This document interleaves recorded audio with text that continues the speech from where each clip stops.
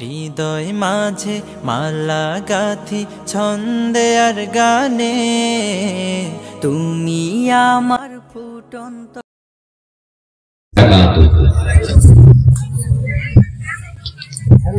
আলহামদুলিল্লাহ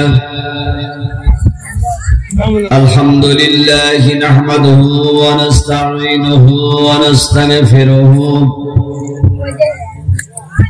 ওয়া নাউযু বিল্লাহি মিন শুরুরি আনফুসিনা ওয়া মিন সাইয়্যাতি আ'মালিনা। من يهدي الله فلا مضل له ومن يضلله فلا هادي له،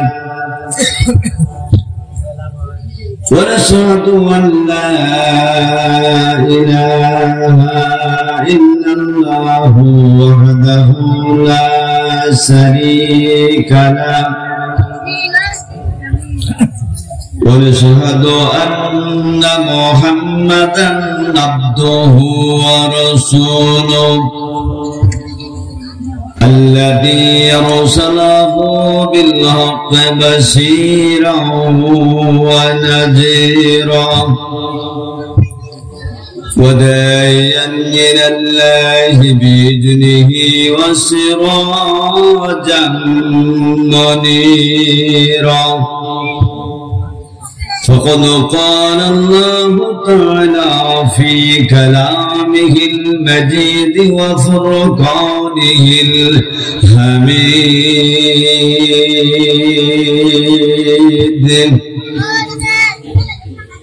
ভাইরা, আমার সাথে সংসারে মা বোনেরা গুনগুন রবে কোরআনুল কারীম পড়ি, আমাদের গুনাহগুলো ঠুস ঠুস করে ঝরে পড়বে, নেক দিয়ে আল্লাহ তাআলা আমাদেরকে ধন্য করে দিবেন। সবাই আমরা পড়ি। আউযু বিল্লাহি মিনাশ শাইতানির রাজীম। বিসমিল্লাহির রাহমানির রাহিম। قل إن كنتم تحبون الله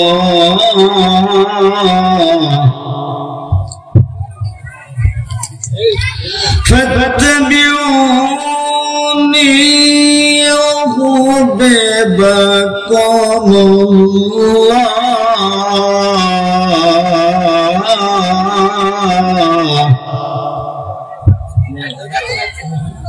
ويغفر لكم ذنوبكم والله غفور رحيم. قل أطيعوا الله والرسول فإن تولوا فإن الله لا يحب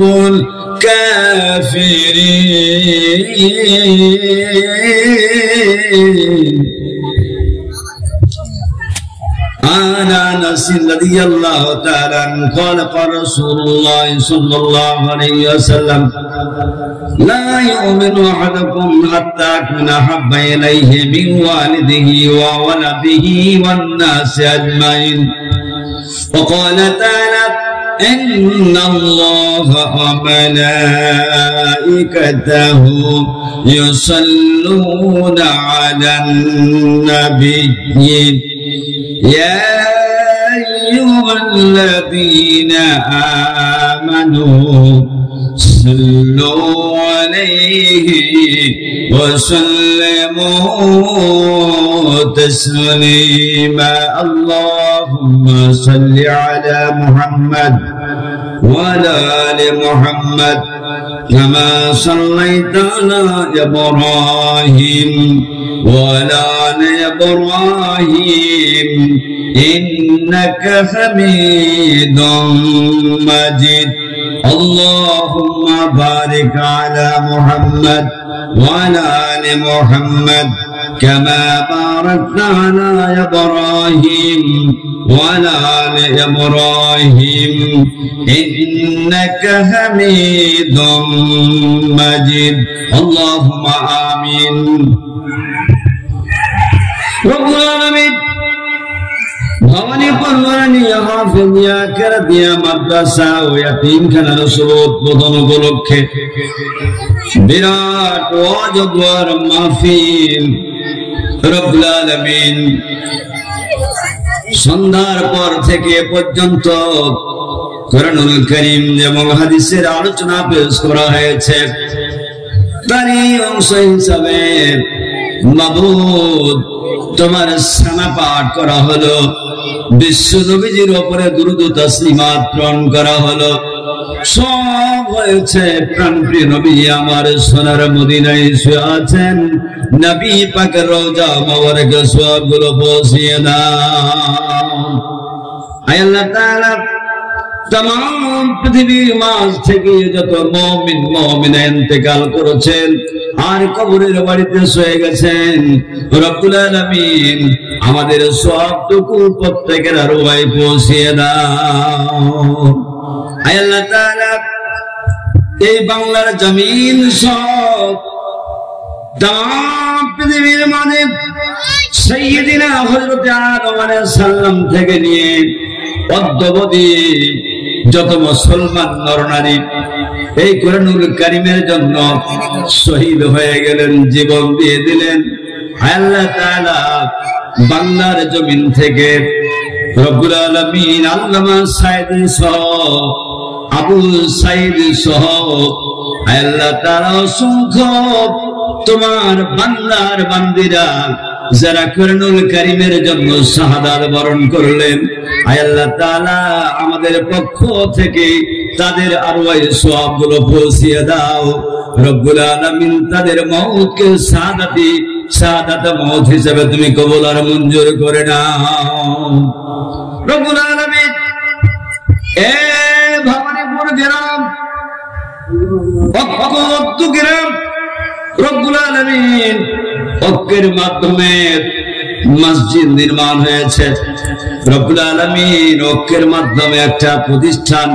একটা মাদ্রাসা প্রতিষ্ঠিত হতে যাচ্ছে মাবুদ গো তোমার কোরআনুল কারীমের আলোচনা কোরআনুল কারীমের মাহফিল কোরআনুল কারীমের কারখানা সামনের দিকে উদ্বোধন হতে যাচ্ছে রব্বুল আলামিন মাদ্রাসাখানাকে কবুল করে নিও আয় আল্লাহ তাআলা এই মাদ্রাসা খানের ওসিলায় মসজিদের ওসিলায় গোটা ভবানীপুর গ্রামবাসীকে চিরতরে মাফ আর ক্ষমা করে দিও ربنا تقبل منا إنك أنت السميع العليم وتب علينا إنك أنت التواب الرحيم سبحان ربك رب العزة عما يصفون وسلام على المرسلين والحمد لله رب العالمين بذكر لا إله إلا الله لا إله إلا الله لا إله إلا الله محمد رسول الله الله الله الله الله إن الحكم إلا لله لا إله إلا الله محمد رسول الله الله الله الله الله الله الله الله الله জোরে জোরে বলেন মারহাবা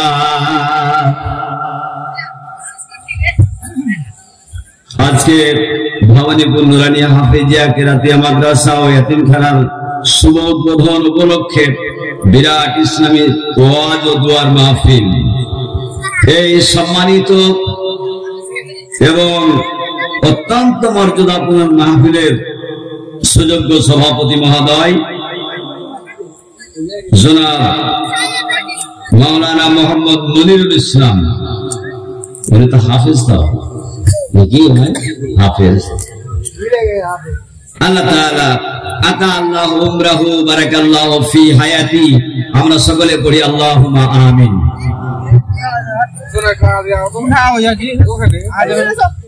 তারপরে আমাদের মঞ্চে আলোচনা পেশ করে ধন্য করেছেন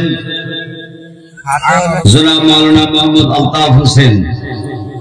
আল্লাহ তাআলা সকলের হায়াতে হীনে সেহাতে কুল্লিয়া হায়াতে তাইয়্যিবা দান করুন। আমরা সকলে পড়ি আল্লাহুম্মা আমিন।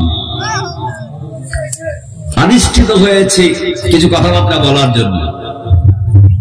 আমি কোরআনুল কারীম থেকে 2খানা আয়াত আর বুখারী শরীফ থেকে 1খানা হাদিস আমি তেলাওয়াত করেছি। এই হাদিস এবং দুটো আয়াতকে কেন্দ্র করে আমি আমার আলোচনা পেশ করব। বিমাসিয়াতিল্লাহ বিখালকিল্লাহ ওয়া মা তাওফীক ইল্লা বিল্লাহ। আমরা জোরে বলি আল্লাহুম্মা আমিন। সম্মানিত ভাইরা, আমাদের সবচেয়ে প্রিয় যে বস্তুটি, যে গ্রন্থটি, এই কোরআন, এর নাম হচ্ছে কোরআনুল কারীম। কথা ঠিক না বেঠিক ভাই বলেন? এই কোরআনুল কারীমের মধ্যে সব সমস্যার সমাধান দেওয়া আছে। লিকুল্লি তিবিয়ানি, যত কিছু দরকার মানব জীবনে সব কিছু এই কোরআনুল কারীমের মধ্যে সন্নিবেশিত করে দিয়েছেন।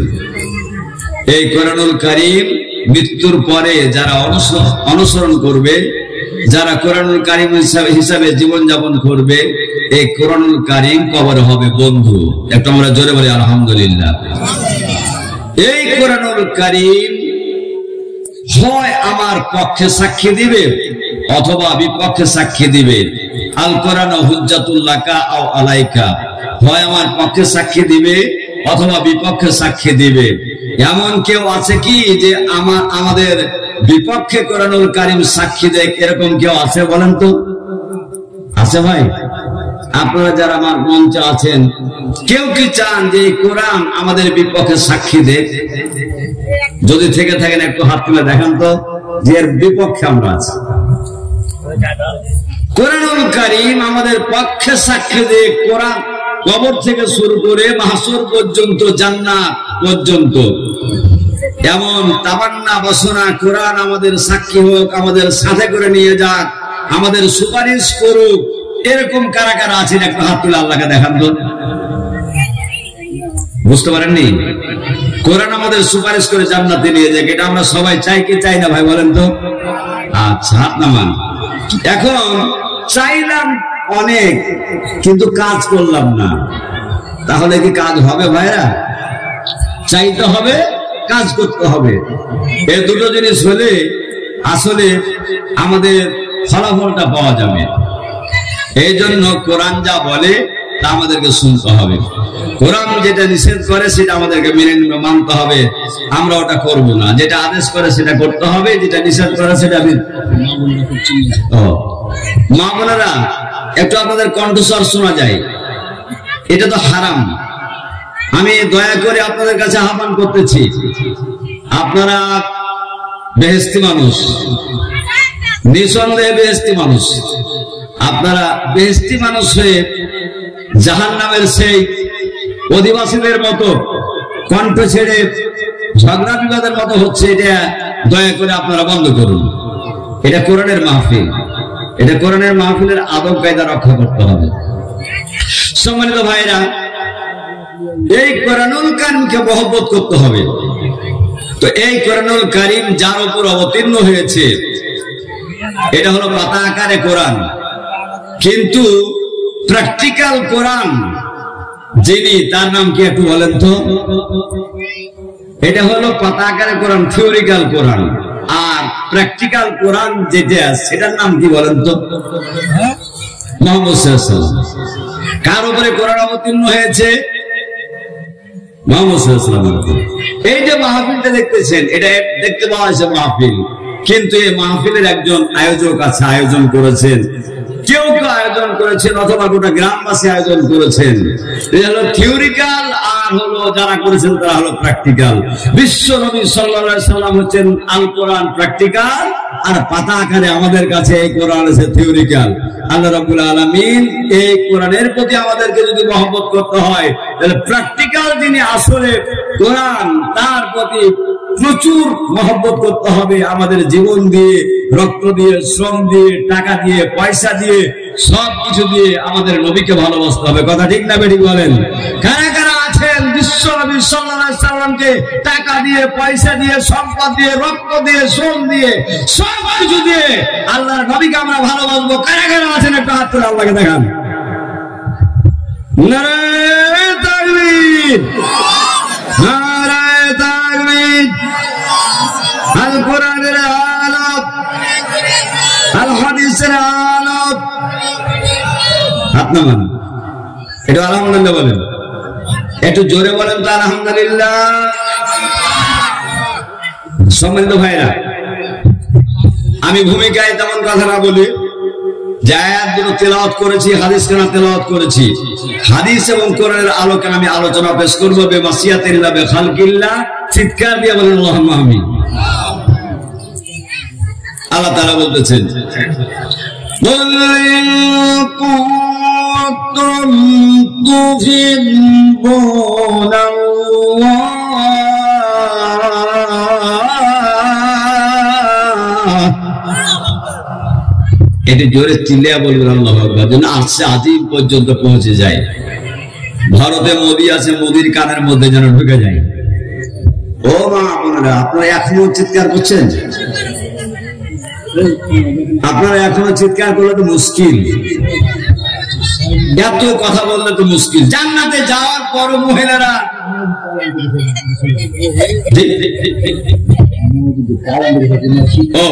আচ্ছা সামিয়ানা আপনাকে দিচ্ছে, একটু ধৈর্য ধরেন, একটু ধৈর্য ধরেন। আল্লাহ রাব্বুল আলামিন বলেন, কুল হে নবী আপনি বলে দেন, ইন কুনতুম তুহিব্বুনাল্লাহ, তোমরা যদি আল্লাহকে ভালোবাসতে চাও, ফাত্তাবিউনি ইউহিব্বুকুমুল্লাহ,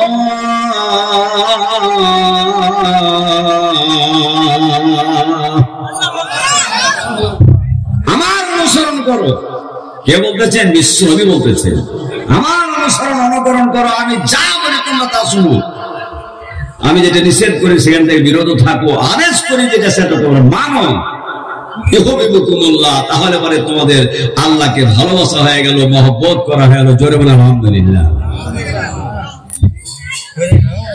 ويغفر لكم ذنوبكم والله غفور رحيم।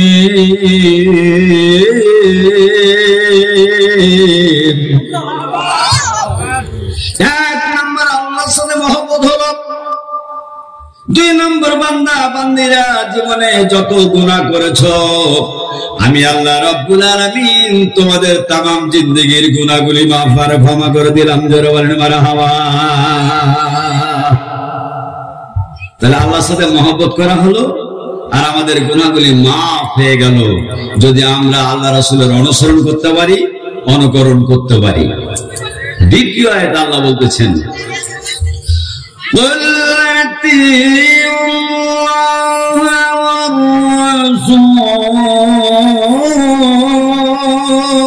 রাসূল, হে নবী আপনি বলুন তোমরা আল্লাহর অনুসরণ করো, রাসূলের অনুসরণ করো। فَإِن تَوَلَّوْا فَإِنَّ اللَّهَ لَا يُحِبُّ الْكَافِرِينَ।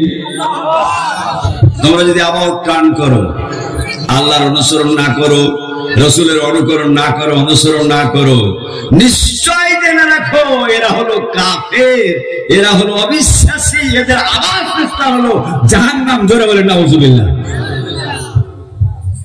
বিশ্ব নবী বলেন, হযরত আনাস বর্ণিত, রাদিয়াল্লাহু তাআলা আনাস রাদিয়াল্লাহু তাআলা বর্ণিত আছে, লা ইউমিনু আহাদুকুম হাত্তা আকুনা হাব্বা ইলাইহি মিন ওয়ালিদিহি ওয়া ওয়ালাদিহি ওয়ান নাস আজমাইন। রাসূল বলেন, আনাস রাদিয়াল্লাহু তাআলা ক্বালা, আনাস বর্ণিত আছে তিনি বলেন, ক্বালা রাসূলুল্লাহ সাল্লাল্লাহু আলাইহি ওয়াসাল্লাম বলেছেন, লা ইউমিনু আহাদুকুম, তোমাদের মধ্য থেকে কেউ প্রকৃত ঈমানদার হতে পারবে না, হাত্তা আকুনা হাব্বা ইলাইহি মিন ওয়ালিদিহি ওয়া ওয়ালাদিহি ওয়ান নাস আজমাইন, যতক্ষণ পর্যন্ত বিশ্ব নবীজি আমি তার বাবার চাইতে, ছেলের চাইতে, মেয়ের চাইতে, স্ত্রীর চাইতে, তামাম পৃথিবীর চাইতে আমাকে মহব্বত না করতে পারবে, ততক্ষণ পর্যন্ত সে প্রকৃত ঈমানদার হতে পারবে না। জোরে বলেন আলহামদুলিল্লাহ। বিষ্ণু নবীজি অন্য হাদিসে বলেছেন, লা ইয়াদখুলুল জান্নাতা হাত্তা তুমিনু, যতক্ষণ পর্যন্ত একজন মানুষ ঈমান আনবে ততক্ষণ পর্যন্ত সে জান্নাতে যেতে পারবে না।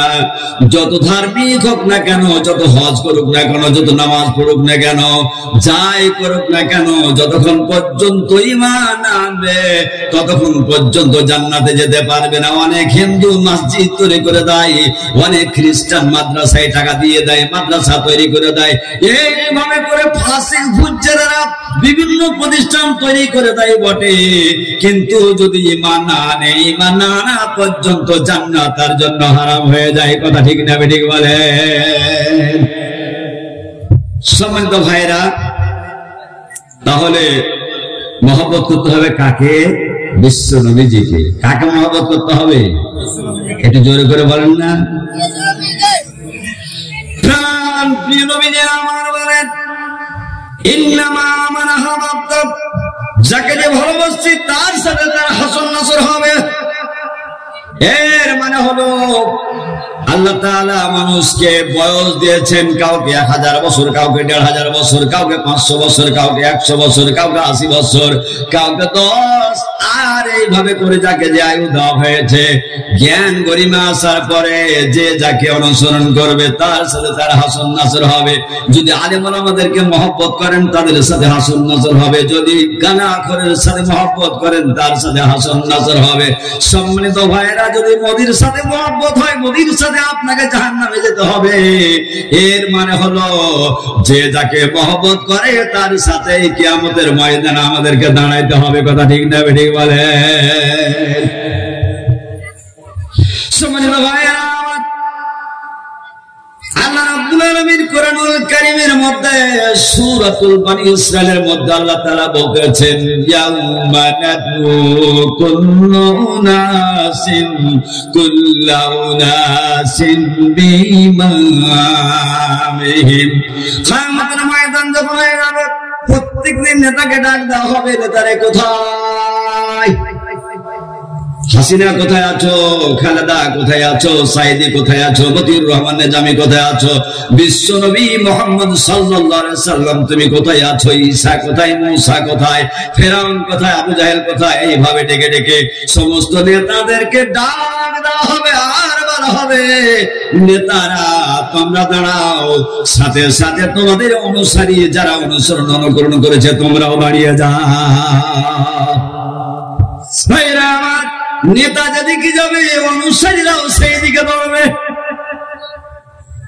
কোরআনুল কারীমে বলতেছে কিয়ামতের ময়দানে নেতাকে ডাক দেওয়া হবে, নেতার অনুসরণী নেতারাও তারা পিছনে পিছনে দৌড়তে আরম্ভ করবে।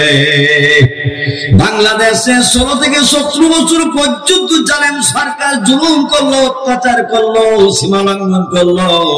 আহা, মুসলমান 18 কোটি তাওহীদি জনতা যখন চিৎকার দিয়ে নারায়ে তাকবীর আল্লাহু আকবার বলল, সাথে সাথে বাংলার জমিন ছেড়ে দিয়ে ভারতে গিয়ে পাড়ি জমালো। কথা ঠিক নেবে ঠিক বলে? বুঝতে পেরেছি তোমার সাথে কার মহব্বত, তোমার সাথে মোদির মহব্বত। জেনে রাখতে হবে, যেই নেতা হিন্দুকে ভালোবাসে ওর যদি অনুসরণ অনুকরণ করা যায়, ও যেমন জাহান্নামের দিকে চলে যাবে, আপনাকে তেমন জাহান্নামে যেতে হবে।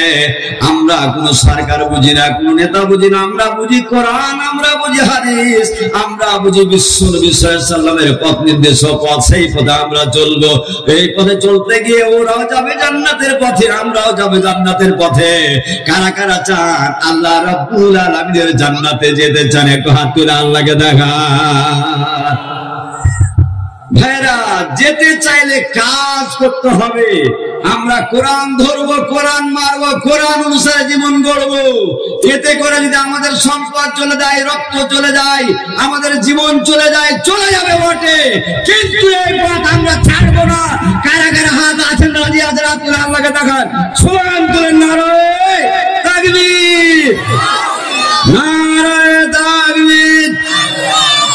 আল কোরআনের আলোক, আল হাদিসের আলোক। আলহামদুলিল্লাহ বলেন। ভাই, সিদ্ধান্ত আপনাকে নিতে হবে। আমার মৃত্যু এখনই হয়ে যেতে পারে, মরণের কোনো গ্যারান্টি নাই। অর্ডার হওয়ার সাথে সাথে আল্লাহ বলে মুত, মর, মরে যেতে হবে। ইযা জালাহুম লা ইয়াস্তাখিরুনা ওয়া লা ইস্তাকদিমুন।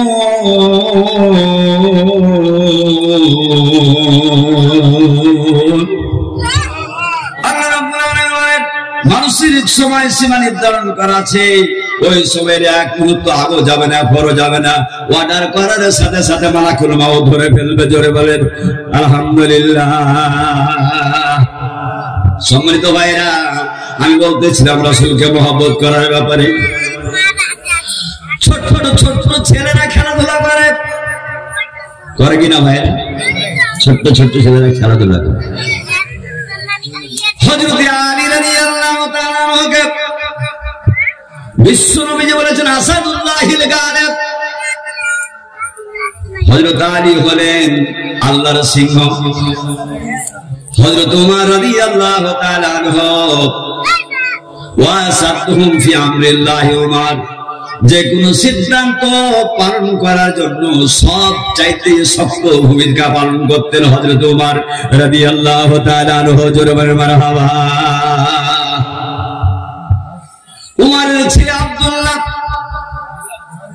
আর আলীর ছেলে ইমাম হুসাইন রাদিয়াল্লাহু তাআলা আনহু,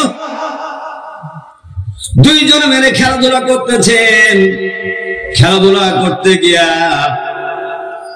একটা রাগ রোষের ব্যাপার হয়ে গেল। একজন আরেকজনকে কথাবার্তা বলা বলি শুরু করে দিল। বলতে বলতে এক পর্যায়ে ইমাম হুসাইন রাদিয়াল্লাহু তাআলা আনহু হযরতে আব্দুল্লাহকে বললেন, আব্দুল্লাহ শুন, বেশি বাড়াবাড়ি করিস না। তোর বাবা যখন বর্তমান খলিফাতুল মুসলিমিন আমিরুল মুমিনিন দ্বিতীয় খলিফা হোক, কিন্তু তোর বাবা হলো আমার নবীর গোলাম চাকর। জোরে বলেন নাউযুবিল্লাহ। তোমার বাবা আমার নবী, আমার নানা, আমার নানার চাকর, গোলাম, দাস। এটা আলহামদুলিল্লাহ বলেন। ছোট্ট ছেলে আব্দুল্লাহ দৌড় মারল বাবার কাছে। আব্বু গো, এত বড় দুঃসাহস! আপনি খলিফাতুল মুসলিমিন আমিরুল মুমিনিন, অর্ধ পৃথিবীর বাদশাহ, আপনার নাম শুনলে যারা কম্পন সৃষ্টি হয়, বাতিলের কলিজার মধ্যে আঘাত সৃষ্টি হয়ে যাবা।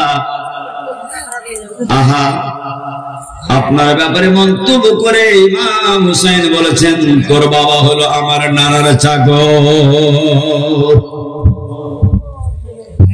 আবেদন হয়ে গেল। হযরত ওমর রাদিয়াল্লাহু তাআলা আনহু মানুষদেরকে ডাক দিলেন। ডাক দেওয়ার পরে হযরত আলী কারামাল্লাহু ওয়াজহু তাকে ডাক দিলেন। ডাকার পরে আলী বলতেছেন, ভাই মাররে, ছোট্ট বাচ্চার কথা শোনার পরে এমন মাথা ঘামায় না, ছেড়ে দাও। লজ্জার ব্যাপার রয়েছে। তোমার ছেলেকে আমার ছেলে এই কথা বলেছে, মানুষ সম্মুখে যখন কথাটা হবে আমি লজ্জা পেয়ে যাব। ভাই গো, একটু মাফ করে দাও না। কিন্তু হযরত উমর রাদিয়াল্লাহু তাআলা আনহু নিজের ছেলেকেও ছেড়ে দেন নাই, কাউকে তো ছেড়ে দেন নাই। কোরআন হাদিসের বিপক্ষে যদি চলে যায় সিদ্ধান্ত গ্রহণ করবেন এবং বাস্তবায়ন করবেন। কথা ঠিক না বেঠিক বলেন? সম্মানিত ভাইরা, সকলে হাজির হয়ে গেল ভবানীপুর গ্রামের এই মঞ্চে। যেমন আপনারা সকলে সমবেত হয়েছেন, হযরত উমর রাদিয়াল্লাহু তাআলা আনহু দ্বিতীয় খলিফা বিচার করবেন তার ছেলে এবং হযরত ইমাম হুসাইনের ছেলের। কথাটা হলো, বিচারটা হলো কেন হযরতে ইমাম হুসাইন রাদিয়াল্লাহু তাআলা আনহু আব্দুল্লাহকে বলল তোমার বাবা আমার নানার চাকর। সেন্টিমেন্টে বেঁধে গেছে ভাইরা। বিশ্ব নবীর সেই খলিফাতুল মুসলিমিন আমিরুল মুমিনিন তাকে 2 নম্বরে জান্নাতের শুভ সংবাদ দিয়েছেন, আলী 4 নম্বরে জান্নাতের শুভ সংবাদ পেয়েছেন। জান্নাতি মানুষ 2 জন, জান্নাতি মানুষের 2 জন ছেলে গো, সবাই শ্রদ্ধার পাত্র। কিন্তু এমনটা ঘটে গেল কেন? মীমাংসাটা কি হবে? হযরত উমর রাদিয়াল্লাহু তাআলা আনহু বললেন, রে আলী চিন্তা কর না, জনসমক্ষে মানুষের সামনে ফয়সালা হবে, বিচার হবে। কেন ইমাম হুসাইন এই ধরনের কথা বলল? আমি হলাম ওর নানার চাকর। সম্মানিত ভাইরা আমার, কেনা চায় বিশ্ব নবীর খাদেম হতে গো, কেনা চায় বিশ্ব নবীর গোলাম হতে। আরে গোলাম বললে মানুষ রাগ করে, কিন্তু না রাগ করা যায় না। কিন্তু ইমাম হুসাইন ছোট্ট ছেলে, কেন কথাটা বললো? তার কাছ থেকে উদ্ধার করা দরকার আছে কিনা? সম্মানিত ভাইরা আমার, বিচার শুরু হয়ে গেল। বাবা উমর খলিফাতুল মুসলিমিন আমিরুল মুমিনিন হযরত উমর রাদিয়াল্লাহু তাআলা আনহু জিজ্ঞেস করল, আব্দুল্লাহ বলো তো গো, ইমাম হুসাইন তোমাকে কি কথা বলেছে? সাথে সাথে আব্দুল্লাহ বলল, আব্বু আমরা খেলাধুলা করতেছিলাম, কথাবার্তা বলতেছিলাম, বলতে বলতে এক পর্যায়ে আমাকে বলেছে তোমার বাবা হলো আমার নানার গোলাম বা চাকর। শেষ পর্যন্ত উমর বললেন, ইমাম হুসাইন তুমি বলো তো কথাটা তুমি বলেছো কিনা? বাঘের বাচ্চা সিংহের বাচ্চা লাফ দিয়ে বলল, হ্যাঁ উমর বলেছি। সাথে সাথে বলল, তুমি কি কাগজ কলমে লিখে দিতে পারবা গো? বলল, লিখতে পারবো। আমি যেহেতু বলতে পেরেছি, কাগজ কলমে সুন্দরভাবে আমি লেখাও দিতে পারবো। জোরে বলো আলহামদুলিল্লাহ। সম্মানিত ভাইয়েরা আমার, লেখার জন্য কাগজ দেওয়া হলো। ইমাম হুসাইন রাদিয়াল্লাহু তাআলা আনহু মাথা থেকে পা পর্যন্ত বিশ্ব নবীজি এত ভালোবাসতেন, নাতিকে অত্যন্ত চুমু খেতেন, আদর করতেন, মহব্বত করতেন। ভাইরা আমার, বিশ্ব নবীজি যখন ইন্তেকাল করে চলে গেলেন, আহা মুআবিয়া রাদিয়াল্লাহু তাআলা আনহুর শাসনকাল যখন শেষ হয়ে গেল, ইয়াজিদ কোন ভোটারি না করে, গণতন্ত্র না মেলে স্বৈরাচারীর মতো সিংহাসনে বসে রাজতন্ত্র শুরু করে দিল। জোরে বলেন নাউজুবিল্লাহ। সম্মানিত ভাইরা আমার, এই ইমাম হুসাইন রাদিয়াল্লাহু তাআলা আনহু সিংহের মতো গর্জন করে বলল, আহা বিশ্বনবী সাল্লাল্লাহু আলাইহি সাল্লাম থেকে শুরু করে 4 জন খলিফা থেকে শুরু করে মুসলমানদের সিলসিলা চলতেছে, জোর করে ভোট করা যাবে না। জনগণ যাকে সিদ্ধান্ত দিবে সেই তো আমির হবে, সেই তো খলিফা হবে। কেন এই ধরনের কাজ করলে এটা মেনে নেওয়া যায় না, কোনোদিন বন্ধ, এটা কোনোদিন মানতে পারা যায় না। সম্মানিত ভাইরা আমার, এই সিদ্ধান্ত মানতে পারলেন না হযরত ইমাম হুসাইন রাদিয়াল্লাহু তাআলা আনহু। শেখ হাসিনা যখন ক্ষমতায় গেল, ক্ষমতায় যাওয়ার পরে দুইবার তিনবার জোর করে ক্ষমতা দখল করে বাংলার জমিনে মানুষের ওপর জুলুম আর নির্যাতন শুরু করে দিয়েছিল। কথা ঠিক নেবে, ঠিক ভাই বলেন? একবার 53টা সিট নিয়ে নিল, একবার রাইতে ভোট করে নিল, একবার নিজের দলে দলে করে তিনবার স্বৈরাচারী ভূমিকা পালন করেছে। কথা ঠিক নেবে, ঠিক ভাই বলেন?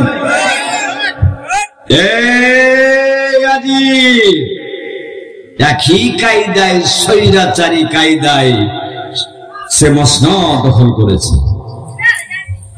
ভাইয়েরা আমার, বাংলা জমিনে আল্লামা সাঈদী সহ, মতিউর রহমান নিজামী সহ সিংহবীর যারা মেনে নিতে পারলো না, আন্দোলন করতে থাকলো, শেষ পর্যন্ত তাদেরকে প্রতারণা দিয়া ফাঁসির মঞ্চে নিয়ে গেলে শহীদ করে দিল। বাইরা আমার, শহীদ হতে পারে, এক ফোঁটা রক্ত মুসলমানদের গায়ে থাকা পর্যন্ত কোন স্বৈরাচারীকে মুসলমানেরা কোনদিন মানতে পারে না। আপনারা মানবেন নাকি? কোরআন হাদিসের বিরুদ্ধে কেউ যদি যায়, এদের কালো দাঁত আর কালো থাবা ভেঙে চুরে বাংলার জমিন থেকে 18 কোটি জনতা উড়াইয়ে দেবে। কথা ঠিক না বেরি ভাই বলেন? ভারত চোখ মেলে শিখবো যে বর্ডার নিয়ে 5 কিলোমিটার ভিতরে এসে রাস্তা করছিল, বিএসএফ এর ছাড়া আর মানুষের জ্বালায় সেখান থেকে আবার টান করে অন্যত্র চলে গেছে। কাটা তারের বেড়া দেওয়া বন্ধ হয়ে গেছে। কথা ঠিক না বেরি ভাই বলেন? মুসলমানদের রক্ত, মানুষ, মুসলমানদের মগজ তুমি চিনো না, এখনো চিনতে পারো নাই। তুমি আমাদেরকে নিয়ে খেলা শুরু করেছো। মোদি, চিন্তা ভাবনা করো, তোমার মসনদ থাকবে কিনা একটু চিন্তা ভাবনা করো। মসনদ খান করে উড়ে যাবে। কথা ঠিক না ভাই? ঠিক বলেন? ভাই তারা করো না। মুসলমানকে তুমি চিনো না, মুসলমান কি জান? সম্মানিত ভাইরা, ইমাম হুসাইন রাদিয়াল্লাহু তাআলা আনহুকে কুফাবাসী আহ্বান করলো, আপনি আসুন, আপনার পক্ষ থেকে আমরা ইয়াজিদের বিরোধিতা করব, তাকে মানতে পারি না। ভাইরা আমার, ফোরাত নদীর তীরে গিয়া ওইখানে গিয়া ইয়াজিদ সেনাবাহিনী পাঠাইয়া দিল। 20,000 সেনাবাহিনী পাঠাইয়া দিয়া মাত্র 70 জন মুসলমান ইমাম হুসাইনের পরিবারটাকে ঘিরে ফেললো। জোরে বলেন নাউজুবিল্লাহ। সম্মানিত ভাইরা, ঘিরে ফেললো মাত্র 70 জন মানুষকে। 20,000 সেনাবাহিনী দিয়ে ঘেরাও করে হলো। প্রোটেকশন দিল ফোরাতের নদী। ওই ফোরাত নদী থেকে 1 ফোঁটা পানিও উঠাইতে পারবে না, খেতে পারবে না। গোটা ফোরাত নদীটা ঘেরাও করে নিল। যেমন মহানন্দা নদী রয়েছে, এমন ফোরাত নদী রয়েছে, সেটা ঘেরাও করলো।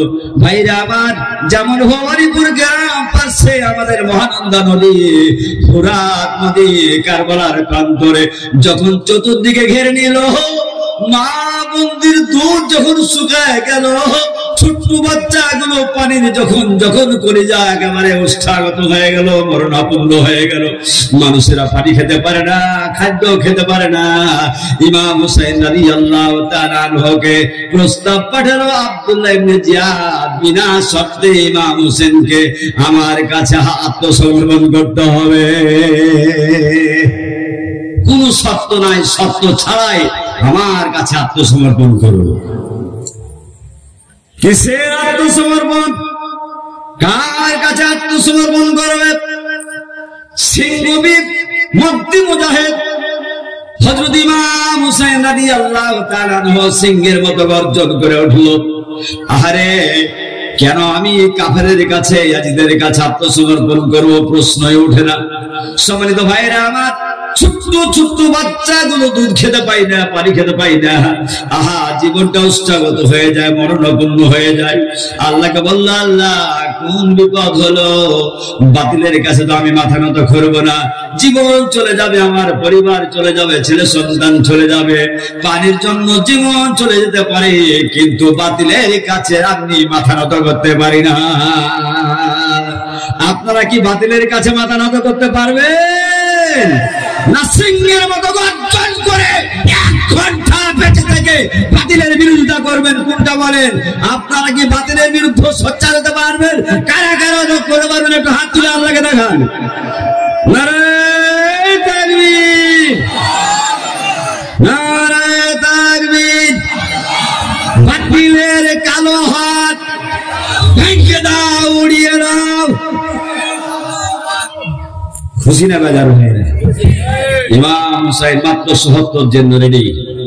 আহা, নিজের ছোট্ট বাচ্চা আলী আসগার পানি খেতে পায় না, মায়ের দুধ শুকায় গেল গো। আহা, অন্য অন্য বাচ্চাগুলো পানি খেতে পায় না, মহিলারাও পানি খেতে পায় না, ছেলেরাও পানি খেতে পায় না।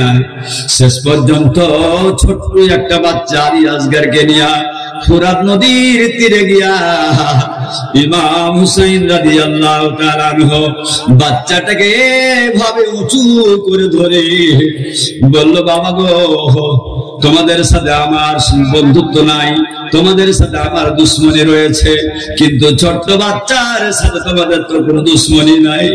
1 ফোঁটা পানি খাওয়ার জন্য তোমাদের কাছে আবেদন করছি, ফুরাত নদী থেকে আমার কলিজার টুকরা সন্তানটাকে পানি খাওয়ার ব্যবস্থা করে দাও। যারা জালেম, যারা কাফের, যারা ফাসিক, ওদের কলিজার মধ্যে কোনো দয়া নাই। কথা ঠিক নেবে? ঠিক ভাই বলে? তুমি বললে তো আমার কি হে? আয়না ঘরে বসে ঘরে 8 বছর পর্যন্ত কত কষ্ট। আমির হামজার মতো বক্তাকে, আমির হামজার মতো আলেমকে কত কষ্ট, মামুনুল হককে কত কষ্ট, রফিকুল ইসলাম মাদানীকে উলঙ্গ করে কিভাবে জুলুম নির্যাতন করলো। আর কত মানুষ, ঈদ হোক, খ্রিস্টান হোক আর হিন্দু হোক, জুলুম আর জুলুম। বাংলার জমিনের মানুষ দেখেছে কত জালেম জুলুম করতে পারে। কথা ঠিক নেবে? ঠিক ভাই বলেন?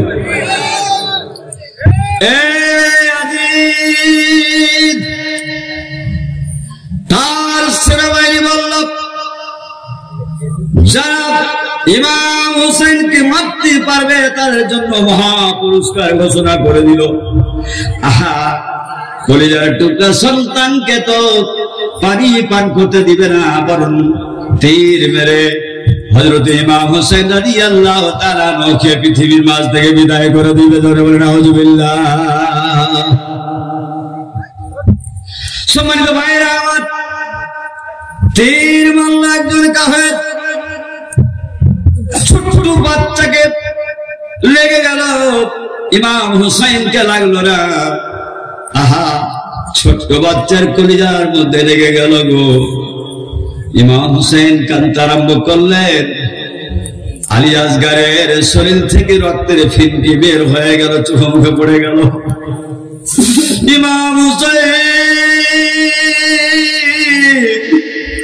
কলিজার টুকরা সন্তানকে নিয়ে কাঁদতে কাঁদতে প্রিয়তমা স্ত্রীর কাছে এসে বলল, ওগো সাহারা,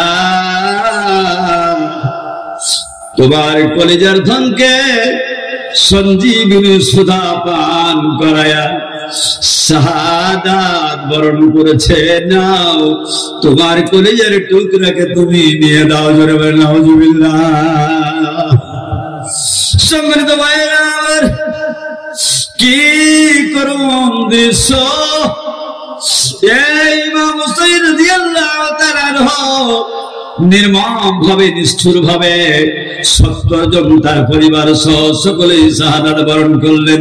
জোরে বলেন ইন্না লিল্লাহি ওয়া ইন্না ইলাইহি রাজিউন। ভাইরা আমার, বিশ্ব নবীজির একজন স্ত্রী, তার নাম হলো উম্মে সালমা। কি নাম বললাম? এর জোরে বলেন না। নিজের স্ত্রীর নাম উম্মে সালমা রাখেন, নিজের মেয়ের নাম উম্মে সালমা রাখেন, উম্মে হাবিবা রাখেন, বিশ্ব নবীকে মহব্বত করে আয়েশা সিদ্দিকা নাম রাখেন, খাদিজাতুল কুবরা রাখেন। সম্মানিত ভাইরা আমার, এই উম্মে সালমা স্বপ্ন দেখছেন, বিশ্ব নবীজি তার কাছে হাজির হয়ে গিয়া রাসূলের চোখে মুখে পানি, আহা, চোখ দিয়ে পানি বের হচ্ছে, রাসূলের গোটা বদনটা সম্পূর্ণ মলিন হয়ে গেছে।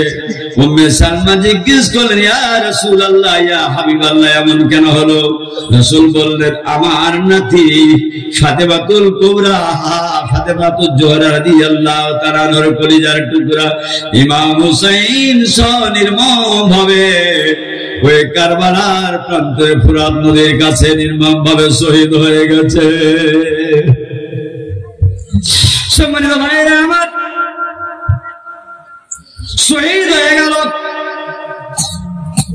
একটা গাছ আছে, গাছটার নাম হলো ইসলাম। গাছের নাম কি? এটা জোরে বলেন না। আম গাছ, জাম গাছ, লেচু গাছ, যত রকমের গাছ আছে, এগুলো বাঁচার জন্য পানির দরকার। যদি পানি না থাকে মরে যাবে।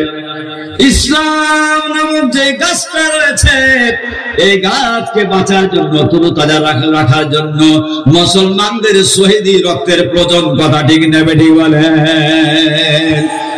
এই ইসলামের জন্য যদি রক্ত দিতে হয়, কারা রক্ত দিতে প্রস্তুত আছেন? হাত তুলে আল্লাহকে দেখান।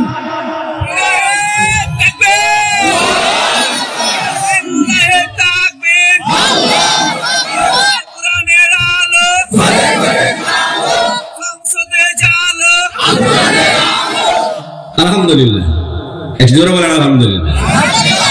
সম্মানিত ভাইরা আমার, বিচার হবে। এক টুকরো কাগজ তুমি লিখে দাও, ইমাম হুসাইন আব্দুল্লাহর বাবা মুহাম্মদ সাল্লাল্লাহু আলাইহি ওয়াসাল্লাম অর্থাৎ ইমাম হুসাইনের নানার হবে চাকর, কথাটা লিখে দিতে হবে। সাথে সাথে লিখে দিলেন। আর আব্দুল্লাহকে বললেন, তোমার চোখের পানি ছেড়ে দিয়ে কেঁদে কেঁদে বললেন, হে আব্দুল্লাহ, কাগজটা সংরক্ষণ করে রাখো গো, কাগজটা সুন্দর ভাবে মজুদ করে রাখো।